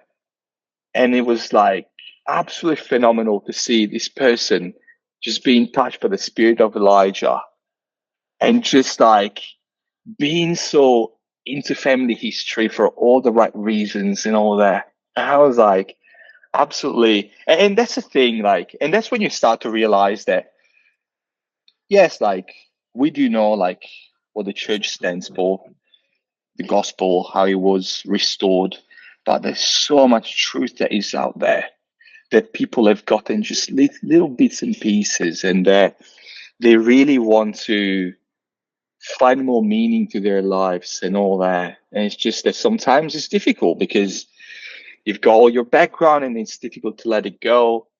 But it helps you grow as well. It helped me grow as well, seeing these people and understanding what they were feeling and how they were feeling the spirit so strongly and not recognizing what it was. Mm-hmm. Yeah, absolutely true. So, yeah, Paisley was great. Fantastic time in my mission. Worked so hard. And then I was moved to Stirling. And Stirling was a fairly new flat, if I remember. And I was there with Elder Borders. Nice. Lovely guy. It was probably the one companion I've clicked the most. Wow. That's awesome. Because notwithstanding we were from completely different backgrounds, like, because he was from originally middle of nowhere in the US. Let me see if I can find it. Jeez, I remember him saying where he was from, the actual town as well. I have Montana coming to me, but it's not Montana. South Dakota. It was South Dakota. There it is. A town I've never heard of in South Dakota. So, like, completely different backgrounds, like nothing alike. Physically as well, he had this tiny blonde and blue-eyed Italian guy. Huge, massive guy from South Dakota. But I've got only great memories with him of what we did in there as well. But yeah, Stirling was fantastic. The place was great. The ward was phenomenal, but we had to travel there. So we had to stay and sleep over. And I don't think it was the Stirling ward. It was the Alamo ward, right? It was Alloa ward. Yeah. So we had to go to Alloa every Saturday evening. And there we had, I think Elder McConkey was there for a bit. I think that sounds right. I think it sounds right? Mm-hmm. Because I was around Elder McConkey for a lot of my mission, especially when we were in Dumbarton, Paisley Johnston area. Yeah. But I think he was there in Alloa. Fantastic ward. Phenomenal. It was probably the most organized ward I've ever seen in Scotland, where things were working. You're doing things a certain way, the way they're probably supposed to do things. So, and so every Saturday night we had to go to their flat, and there were only two beds. There were only two beds, one couch, and the floor. And so every week someone was sleeping on the floor. Jeez. And so it was very much a week on and week off, in which me and Elder Borders were sleeping on the floor. And I remember sleeping on the floor with this just bed sheet. That was it. Jeez. It's Yeah, hilarious. like it was not hardwood floor. It was the carpet. It was fairly thick as well. But you were still sleeping on the carpet. I just looked at Elder McConkey's list of companions in Alloway. He had Elder Oliver and Elder Marsh. Yeah, Elder Marsh. Oh, it was fantastic. What a guy. So Yeah. funny. Jeez. And I've He's got. he was my boy. I trained him. Oh yeah. Oh, Yeah. jeez. Where did you train him? We were in the Montrose ward, so Oh, we were Montrose. living in Arbroath. That's right. Yeah, he was so much fun. Yeah. Funny guy. Good guy. And so yeah, every week me or out the borders were sleeping on the floor one day. And and I think it was at that flat that we did Samoans and I cooked him. And I think I've got a picture for that because it was an absolute monster.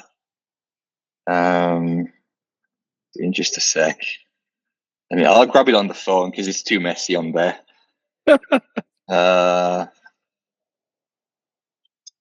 Just that's how you show that you don't use your social media a lot. Your phone It is was social. an absolute triple decker burger Samoan Oh my god! for an elder border. I had a double decker. He had it all.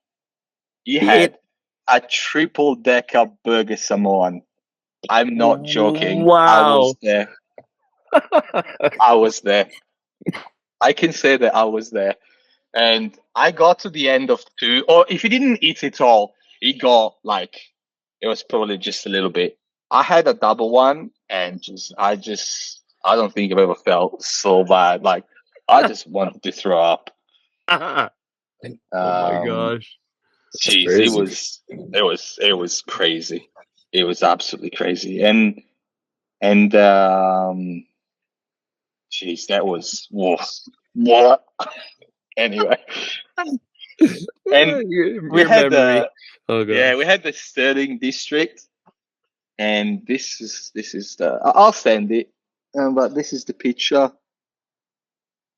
You see Elder Marsh there, Elder Freyner on this side. I think that's Elder Freyner.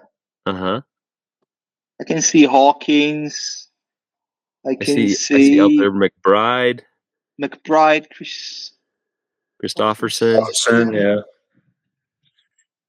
that McKay Lynch So- in there too? Yeah, Lynch. Elder Ray. Ray, that's right. Elder Yeah. Boughton is in the front.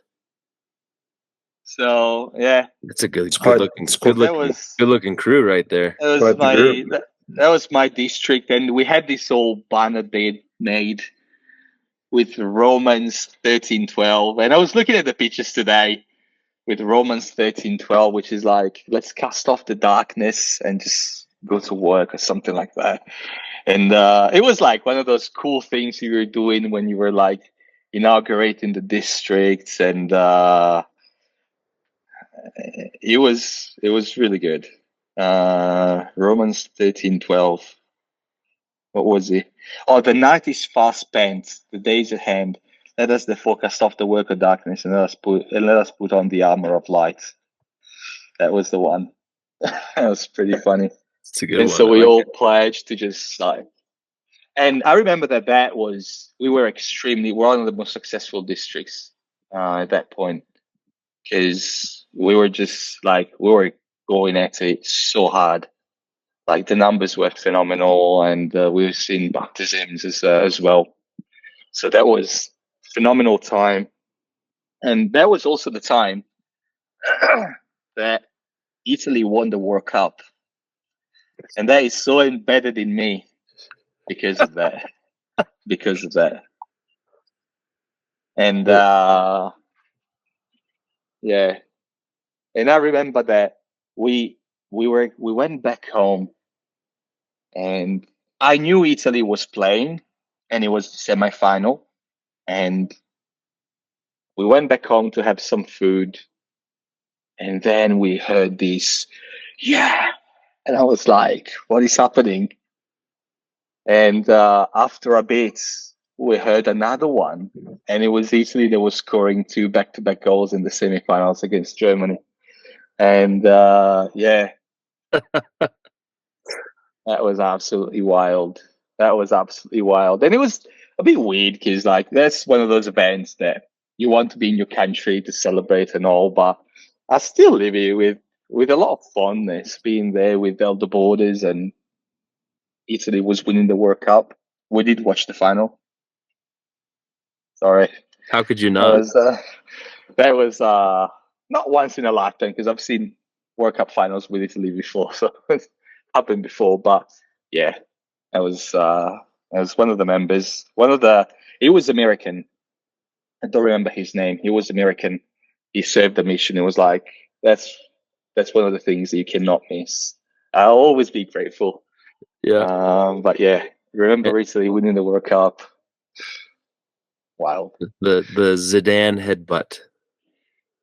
Yeah, that was wow. That was something. Jeez. My That's confession right. is I watched it too, and when the headbutt happened, I was on the phone taking numbers because it was a Sunday, and I was like, I was Sunday paused in the evening. middle of taking numbers, and I was like, I'm sorry, what was the numbers again? Like, because I'm watching this happen. It was incredibly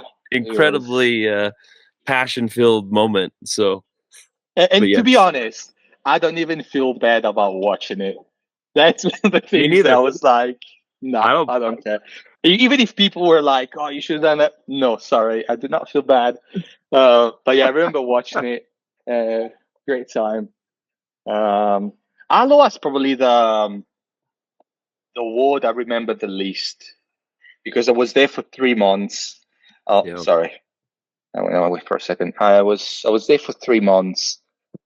I remember like what we did, but I don't remember specific people in the ward. I remember a couple of specific people in the ward, but the place was beautiful. Yeah. It is. I remember where our flat was. We were actually in a fairly not nice area because it was well apartments, and but yeah, Stirling was a big change from the Glasgow type scenery that I've had throughout my mission. It was a really nice change. And then they threw you right back there. And then they threw me back in Johnston. And I was like, okay, like I really want to go into a different area so I can just, put in the last 3 months, just do my best and everything. Brand new area, all there, cool, great. And that was the only 3 months I did with President Fredrickson. Yeah. Because I did my whole mission with Elder and Sister Reigns. And that was the only time there was 3 months. Because he came in July, I believe. That's true. Yep. So he did July, August, September, October. So that was me done. And He must not have read your notes of where you'd been in the mission before. He was like, "Oh yeah, Johnston, that sounds great." Not considering that you'd been in the 3 other areas right there, right next to there. Yeah, and so I was sent to Johnston. I was like, I know everyone here, which made it harder than yeah, that's pretty funny. Pretty funny. Hilarious. So, yeah. So got back to Johnston, got to experience probably one of the best flats in the mission. And when I say best, it was like nothing fancy. But you've seen it, right? Oh, I lived there for 6 weeks. Yeah, it was huge. It was huge. You had a gym room, you had the 2 rooms upstairs, and it was really something great. I feel that to have the missionaries there, to spend time as well with other people. Yeah. And I remember, and I didn't know that, like Johnson's flat, underneath one of the beds, the moment you were opening it, there was just ball games. What? Like, yeah. So upstairs. So if you remember, you were going upstairs and you were walking up, and you could go right room or left room. Right room was the one where you were both sleeping in. Mm-hmm. And so, the moment you were going in, and this is the weird thing, I remember all this crap and useless stuff. You had one double bed on the right with a headboard this way, and one double bed on this side, I believe, with a headboard that way. Yep. Underneath the one on the right, if you were pulling it, it was just ball games. And I've never used any of them, to be completely honest, because like when you were out and about and like door knocking and doing all that, and you were getting home, you had, an hour to just make your food. And being Italian, I always wanted to just make some pasta, like make something decent. But that meant that you were practically never just getting on the couch for 10 minutes and resting. And even at night, like you were coming home so tired. It's like, and you didn't really want to be, as much as it would have been cool, you were not in the mood of being like, you know what, let's crack open this board game and play. That So was the true. last of your thoughts. So true. But yeah, Do that you was think all that they board were games. just like leftover from other missionaries, and that would have been their designated place of them being out of sight, out of mind, if they had a flat inspection or something? Surely. I had a dartboard for a bit. But even that, like, I remember that I played it with probably, was that Elder Reed? With Elder Reed, maybe at night between dinner and going to bed, when we were not doing the Book of Mormon challenge. Because I remember the Elder Reeds Yeah. said, I want you to read the Book of Mormon. And so I remember For Christmas, I remember that. before Christmas. Yeah. And I remember that I read it. And then towards the end, I don't remember when he gave the challenge. It must have been like October, maybe Yeah, I want to say it was September, October time frame. September, October. Mhm. And that was, yeah. And I remember being there and just going through the Book of Mormon very, very quickly as well. That's probably the time that went through the quickest. Yeah. That was actually Yeah. church-wide. It was a challenge from President Hinckley from conference, like That's finish right. it from Oh October. no, to the end of the year. it was from President Hinckley, and then President Reams gave us the challenge. That's right. Yeah, he gave us the challenge and gave us like a little extra time in the morning to read. Yeah. That's when I went home. That was like a great way for me to go out. Yeah. That's phenomenal. That's Blast phenomenal. through. But yeah, that's what we did. That's what I remember being there at nights. And if I was not doing the Book of Mormon challenge, reading it, we're just playing a bit of darts It's and awesome. just having some time with each other. And just, I had amazing chat with Elder Reed. It was phenomenal because we had amazing chats at night about our lives and what we did, what we wanted to go to do once we were going back home. So I have fond memories with everyone that I spent time with. And then, yeah, in Johnston, it was pretty good. Johnston was pretty good. It's a good way to go out. Who was it with? That is just.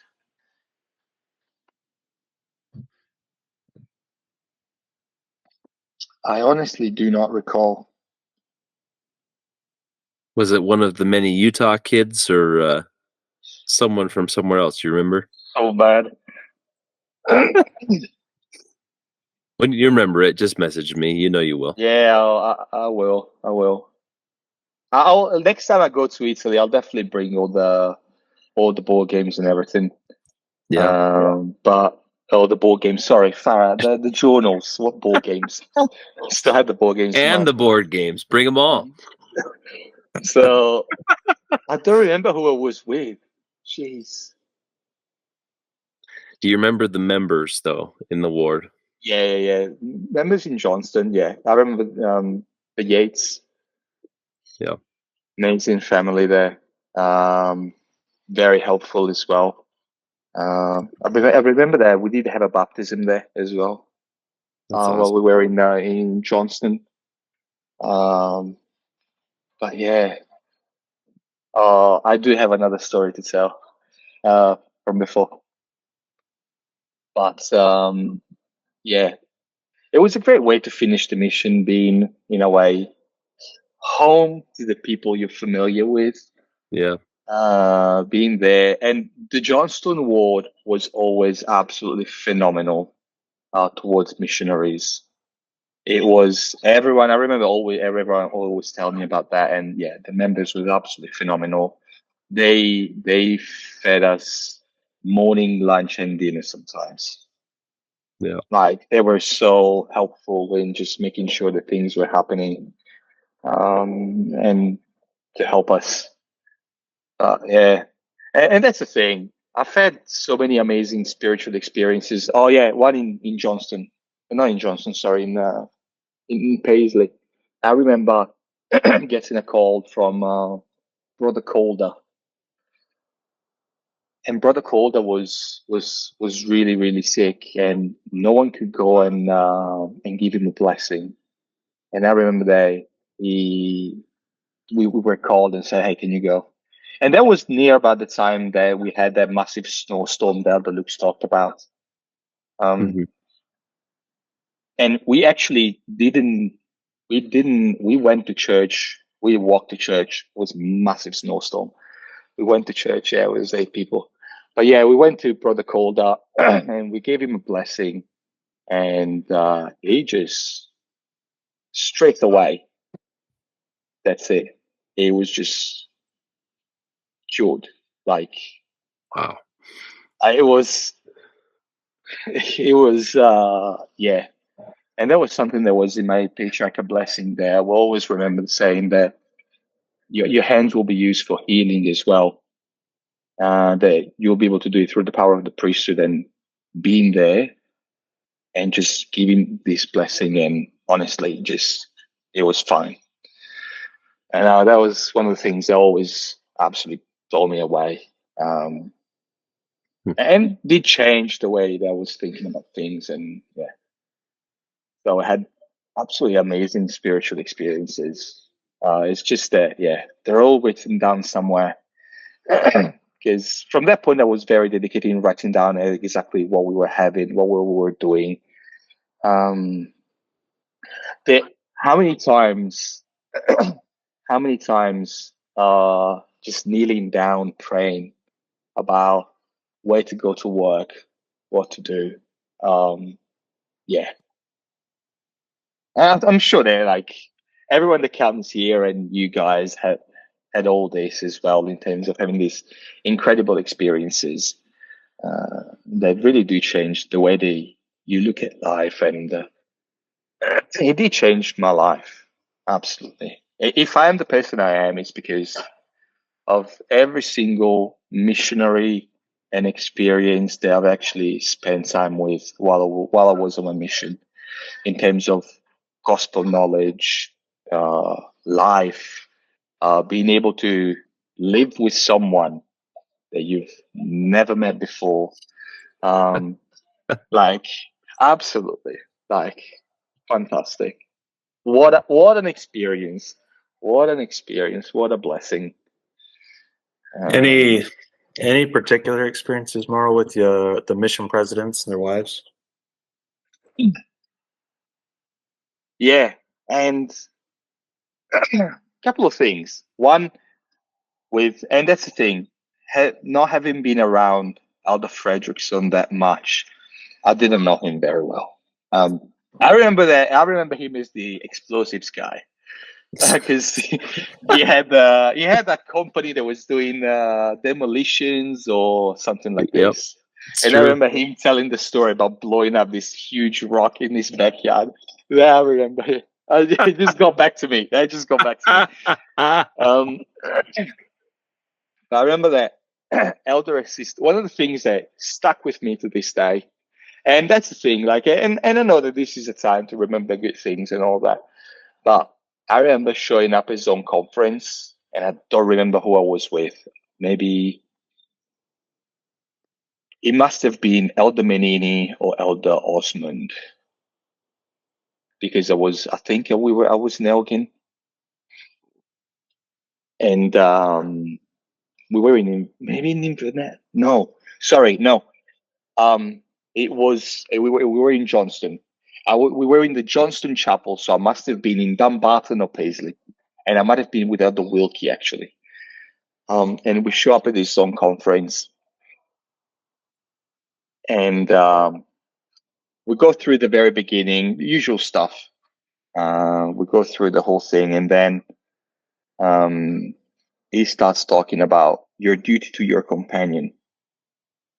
And I remember that he talked about that for, it must have been a good like 30, 40 minutes. And I remember Elder Prince, and I'm sure it's been said before, huge guy. Like, the guy was an absolute unit. And look, I am 5'9". I'm a small guy in the US. In Europe, I'm very average. My height is the world average, right? But I've got big hands.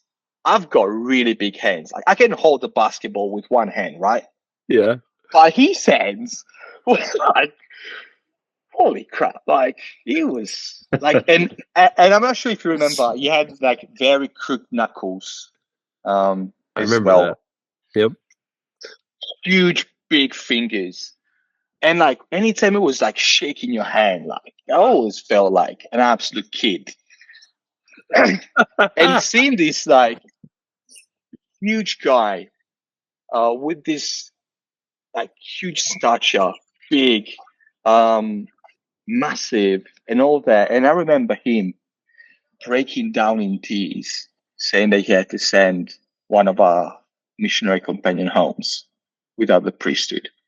That was one of the hardest things that I had to hear. And that really struck a chord with me. And honestly, I remember a lot about that. Because that was so hard to take. It was so hard to take. And especially saying how he really was upset as well. Probably in the sense that he was not able to prevent that, being the mission president. Because I don't think any mission president wants to send someone home. And that's the thing, as much as we are like, talking about the rules and the things that you need to do and all that, effectively, those are more policies than commandments. Those are the things that you can do normally. They're just policies. They're there for very specific reasons. And I remember him and seeing how upset he was with himself as well. And that was really something for me, because he really struck a chord in terms of being able to have your companions back. And that's something that I don't even fault in the companion of the elder that was sent home. Because, yeah, I'm sure that some things were not done right, fair. And that really stood with me. And not just towards your companion at that time, but also that's something that I always brought into my marriage as well. And seeing that as the companionship that you had, and just, having their back and having them having your back, and stick together and do the right things. That was the one thing that I remember very, very vividly. And I remember this huge man just breaking down in tears because he had to do probably the worst thing he had to do in life. That was, and I don't want to, look, I'm a very happy, cheery guy. And that's the thing. But I feel that was life changing, I would say. Just hearing those. Yeah. And I don't want to end on a sad note. So, and the other time is that when we always talked about this, was it the 300-pound lady named Helga that was waiting for us to get home. So, jeez. Oh my gosh. Your last companion, right? yeah. So, and I remember that the last time I went in to have chat with him, I was not going home, but he was going home. And we kind of had the chat of going home 3 months before I was going home with him. And that was really nice of him. You could see how he absolutely loved every single missionary. And that's the thing. Like, while you're there, you see him as this, not boss figure, but you see him as, the leader, the manager and everything. But the more you look back, the more experience you get in your life.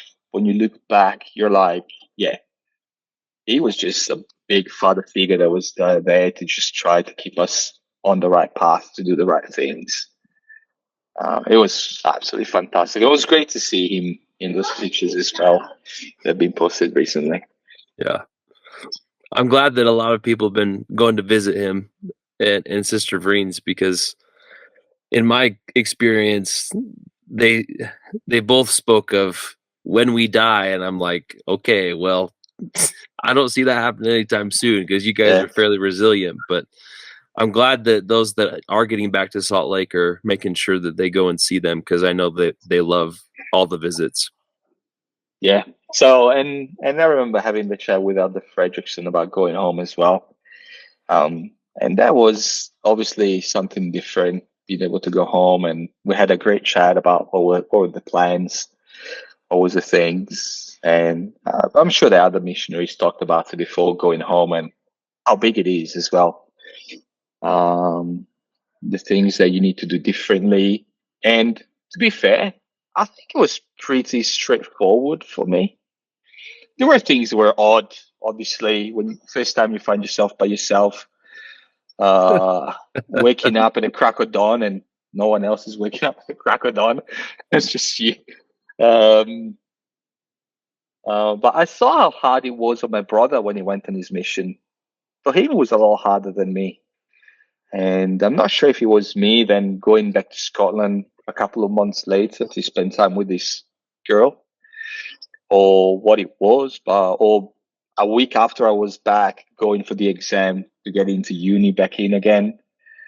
But everything was pretty uniform, like pretty straightforward, I would say. But the one thing I do remember very clearly, I was late. Oh yeah, actually, sorry. Things that keep popping up, and obviously you don't fit. I finished with Sister Taylor, small brunette, curly Amy, yeah, curly hair. Sister Taylor, yep. All right, and I don't remember if there was. I think there was someone else, maybe another sister, because it was me, Elder Hout, and two sisters, I believe. And I remember that we had to go to London together on the same flight, I think. And then from London, I went home and she went, I don't remember where she's from the US, right? Yeah, she's from Utah. She's from Utah. And so she had to go across the ocean. And I remember that we were there, and obviously I was going to different gates than her. And we were there, like the awkwardness of having finished a mission but not being released. Or like, I was like, do you know what? I'm gonna hug you. Okay, Sister Taylor, have a great life. And I went my separate way, and she went the other way. And I thought that was a very funny way of handling things there at the airport. And I remember being stuck at at Heathrow for like 3 hours, and my plane was 3 hours late, and I could not really call home, and I was trying to. So I remember going back home, and I don't remember if I was released that same night or the next day, but I remember going to the in the stake president's office and having me released, and it really felt like a mantle was being taken off. It really felt like this thing that was with you was just being taken away from you, because that was it. And I remember that vividly, and it was just something like, yeah, it was very much, this mantle that you had to being able to preach the gospel with that power and being able to do those certain things, it was just taken away, and that was it. And that your mission was finished, and that's it. So that I remember very, very vividly. It's amazing. Yeah. So I think I was jet lagged too bad. I didn't remember the mantle being lifted. for you, I'm sure. For me, it was just an hour, so it was just an hour only in terms of time zone. So that was a pretty easy one. But yeah, I'm sure that going across the ocean as well. I'm not sure because going from London to Italy, I think is probably not even 2 hours, maybe. Yeah. I'm not sure how I would feel being on a London to, I don't know, New York, and then New York to Salt Lake, going back with a screen there. What do I do? Do I watch movies? Watch movies? What do I do? I'm finished, but not finished. Yeah, that was hard. I can tell you that from my experience. That was something that luckily I'm glad I didn't have to live. Or being a missionary from Australia going to Europe and you're on this like 24-hour journey. Ooh, Yeah, that'd be tough. that would be tough, definitely. But yeah, I remember just sitting there, reading my scriptures and being on the plane and thinking, and and thinking, what the heck? Like, what's happening now? But yeah, life has been good so far. It was good to have some more freedom and all that, but I will always cherish every single personal study I did, every single companion study that I did. Like waking up, like when you think about you living the gospel and just waking up, studying the scriptures, then sharing with your companion what you studied, like fantastic. Like it was just so good, so good. Yeah, it really was a unique time in life because eventually it's get kids to school and feed them and everything in between. And Wow. when do you have time to read anything, let alone think for 2 seconds? Oh yeah, you know exactly what we all feel. We're in all the same situation pretty much, and yeah. But that's the thing. The one thing I brought back is, and one thing that just helped me is learning how to teach. Learning how to teach has absolutely profoundly changed my life. Because if I have the job that I have in IT, it's because of that. And not just that, the things that you learn relating with people in the street, picking up a conversation, getting to know people, getting to understand what they care about. All of that, everything that I've done on my mission are things that I've used every day of my life in my work experience as well. And it's been absolutely biggest blessing of my life after meeting my wife. There you go. Well done. There you go. I agree. I have those same instances, Mauro, where I find myself thinking in Scottish sometimes, like the words that I use in interacting with people, and I have to like quickly correct myself before something comes out that doesn't make a lick of sense to them. to the person I'm speaking with in America. But again, you're right. It's those tools and those experiences that come back and you relate to them so quickly. Sometimes I still have people that when I speak to people and they don't see my last name, they're like, "Oh, you sound, are you from Scotland or something?" Because there seems still like some things that you say, and that's where I learned English. Yeah, I was speaking English fluently, so I still have a bunch of things that every once in a while come out in the way I say a few words or. That it is still stuck for the past 20 years. 20 years. Oh, jeez. you just throw in an I once in a while. Oh, I, yeah. Yeah, or I. I love it. Yeah. That's so good. So good. Mauro, we really appreciate you coming on the podcast, Thank making you. the time for us. This has been awesome. We had, Brandon pop in. That was a special treat. Yeah, that was fantastic. Thank you so much for that. You making the time for us on a Saturday. I know you spending time with your family and taking a few minutes away from them. We really appreciate it. And you probably see them walking about now. Yeah, that looks like they're enjoying the weather. Yeah, like you said, it's a beautiful day. Yeah, beautiful day here. So thank you so much. This has been absolutely fantastic to, reminisce with people that I've spent time with. And not just because when you tell stories about your mission to people in the ward or home and all that, it's something. When you actually talk about your mission with people that you spend time with, it's a totally different thing. Yeah. And look, next time you guys, if we do another reunion in Utah or whatever, I'll definitely be there. I'll definitely be there this time. Sounds amazing. I think our next reunion is actually at the temple in Scotland when that's all done. So there will be something. There will be something. Well, yeah. Do you guys know the address or what's the location? Have they said anything? They haven't announced it yet. No. So in my recent visit, this is the words that I heard. The mission president doesn't live at Spy Law anymore. They live about 20 minutes away. Wow. And so that mission home is just the mission office for now. And then once they have designated the location of the temple, they will move the office somewhere near there. But again, that's still all a to be determined fact and where that's all going to happen. But well, it's still obviously early days because they just announced it recently. So right. I remember how long it took to get a temple in Italy. I remember that.